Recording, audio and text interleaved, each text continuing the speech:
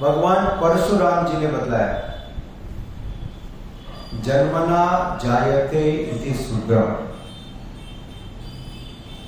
जन्मना जायते इति शूद्रम संस्कारे द्विजे भवेत्, संस्कारे द्विजे भवेत्। प्रत्येक व्यक्ति जन्म से शूद्र है, प्रत्येक व्यक्ति, एवरीवन। क्योंकि जिस प्रकार से हमारा जन्म हुआ है वो शूद्र की समान ही है। हम सबका जन्म योनि के द्वारा होता है, माता की योनि के द्वारा, तो वो शूद्र का स्थान है। परंतु जब कोई व्यक्ति एक प्रामाणिक गुरु से शिक्षा को प्राप्त करते हैं, इंस्ट्रक्शंस, टीचिंग्स, तब जाकर के वो व्यक्ति श्रेष्ठ व्यक्ति बनता है, तब जाके श्रेष्ठ बनता है। इसलिए पहले वैदिक धर्म में ये संस्कारों का स्थान था, आज भी है संस्कार। अब धीरे धीरे ये संस्कार लुप्त होते जा रहे हैं।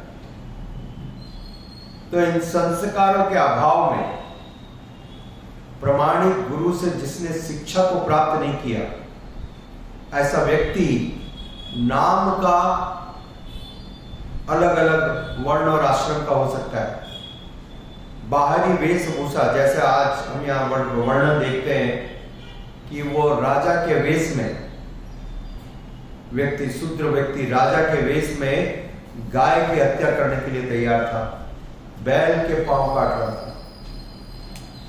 तो जो वास्तविक क्षत्रिय राजा है वो अपने राज्य में सबको संरक्षण देता है, प्रोटेक्शन। संरक्षण का मतलब protection.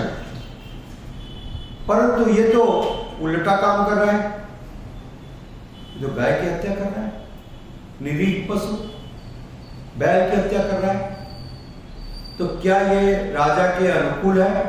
Is it suitable? No, this is completely contradictory. तो ऐसा क्यों हो रहा है? इसलिए कि उसको प्रामाणिक संस्कार मिले ही नहीं, संस्कार नहीं मिले। ये कलयुग का एक और लक्षण है।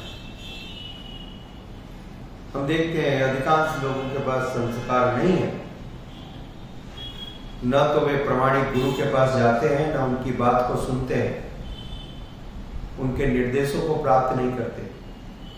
सो without that they remain as लोबा।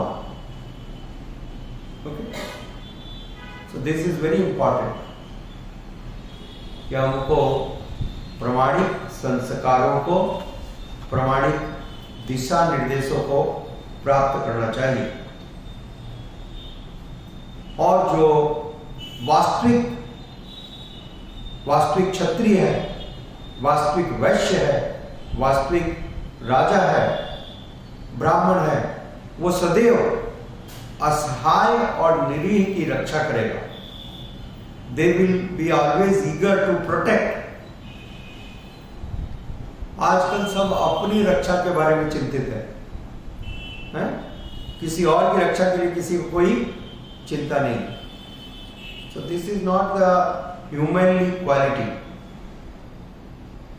मनुष्य का गुण होना चाहिए। मनुष्य का गुण है दूसरों के दुख में भी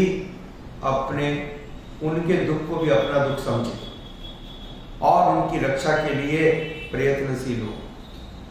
इसका दुष्परिणाम क्या हो रहा है? In today's world everyone is concern for their wellbeing and that also immediate wellbeing, right? भले फ्यूचर का कुछ भी हो।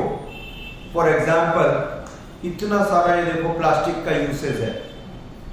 Okay, this is so dangerous for the generation to come, but are they concern? No, they are not concern. सोच भी नहीं रहे। अरे आने वाले जो जनरेशन है, आने वाली जो पीढ़ी है, वो सर पटक पटक करके रोएगी कि मेरे बाप दादा ने कितना गलत काम किया, ये पूरा पर्यावरण समाप्त कर दिया। हम पैदा तो कर रहे हैं उन बच्चों को जिन बच्चों के पास पीने के लिए पानी नहीं होगा, स्वच्छ पानी नहीं होगा, सांस लेने के लिए हवा नहीं होगी और फसल पैदा करने के लिए उर्वरक मिट्टी नहीं होगी। उनको खाने के लिए अन्न नहीं होगा, पीने के लिए पानी नहीं होगा, जीने के लिए हवा नहीं मिलेगी। ऐसी औलाद को हम पैदा कर रहे हैं जिसके पास कुछ नहीं होगा। अब बताइए, इज इट राइट? और क्यों हम कर रहे हैं? Because immediately we are happy, we are comfortable. My comfort is the main criteria. Okay? My comfort is the main criteria. Whatever happens to the world, let it happen. That is his concern. Is it civilization? No. This is not civilization. पहले के समय में ऐसा नहीं था। लोग दूर की सोचते थे, समझ, दूर की सोचते थे, और दूर की सोचने के कारण सारे डिसीजंस, सारे निर्णय बहुत सोच समझ करके करते थे। आने वाले भविष्य में दूसरों लोगों के ऊपर इसका बुरा प्रभाव न पड़े, right?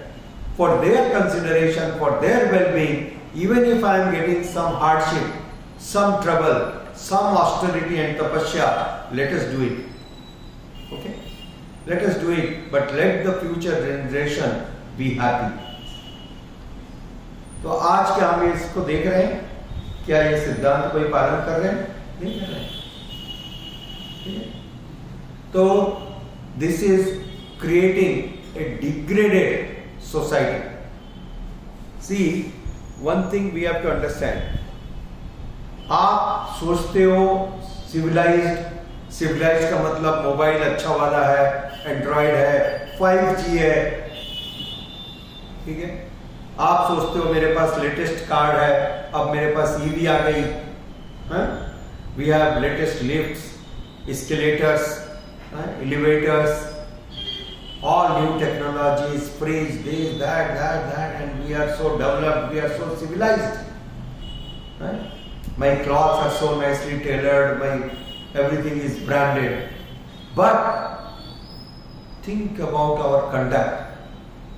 Think about our behavior. Think about our responsibility for the next generation. जब आप ये देखोगे तो मालूम पड़ेगा, not at all civilized. Pure barbaric society.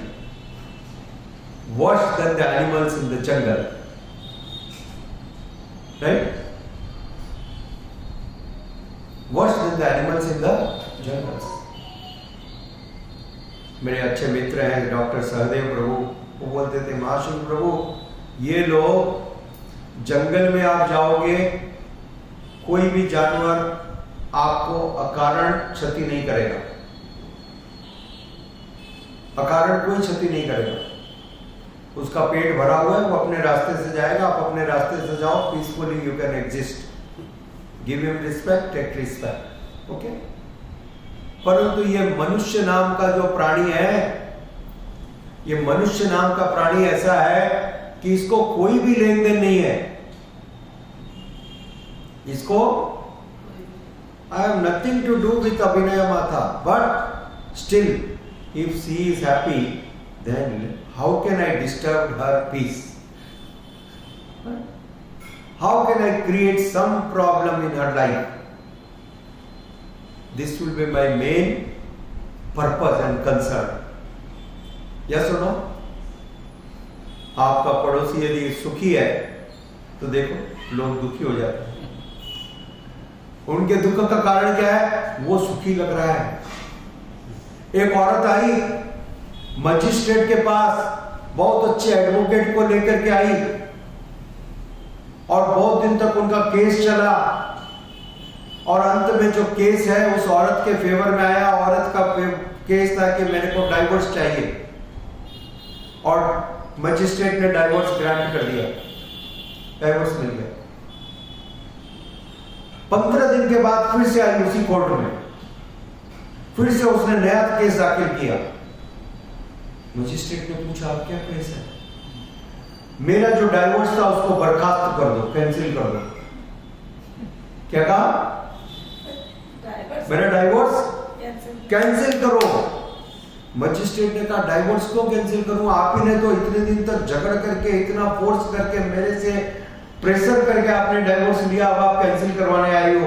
हाँ मैंने लिया, मेरी गलती हो गई। क्या हुआ? मैं देख रही हूं वो आदमी अब इतना खुश है और मैं उसको खुश नहीं देख सकती, इसलिए मेरे डाइवोर्स को कैंसिल करो। उसको सिखा के रहूंगी। Right? So the only purpose is how to make others unhappy. Huh? My happiness is only when others are unhappy. That's all. Huh? समझ गए? तो ये है वर्तमान परिस्थिति। लोग इतने गिर चुके हैं। एक तरफ महाराज दधीची का उदाहरण है। महाराज दधीची ने स्वयं जीते हुए अपनी हड्डियों को दे दिया। क्या कोई कल्पना कर सकता है? आप ब्लड दे सकते हो, you can donate some blood, but can you donate your bones? Can anyone think of? And not one bone, he gave all his bones, including his ribs and backbone. He donated. He voluntarily accepted death before his death. He accepted death before his death for the benefit of the society.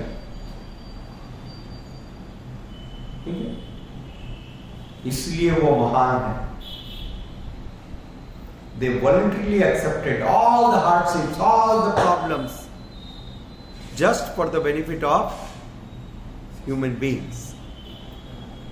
This is greatness. आज हम ये चीज नहीं देखते। इस प्रकार के व्यक्ति दिखाई नहीं देते जो स्वयं दुखों को सहने के लिए तत्पर है, स्वेच्छा से दूसरों को सुख देने के लिए। वो व्यक्ति महान है, भले ही वो साधारण जिंदगी जीता हो। He may be living ordinary house, ordinary life, no mobile, no lifts, no fridge, nothing of that sort.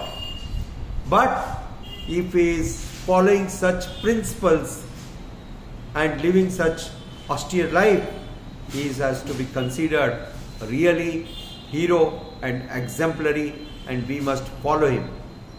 Then only the society will regain real peace and happiness. Correct? Thank you. Hare Krishna. Srila Prabhupada ki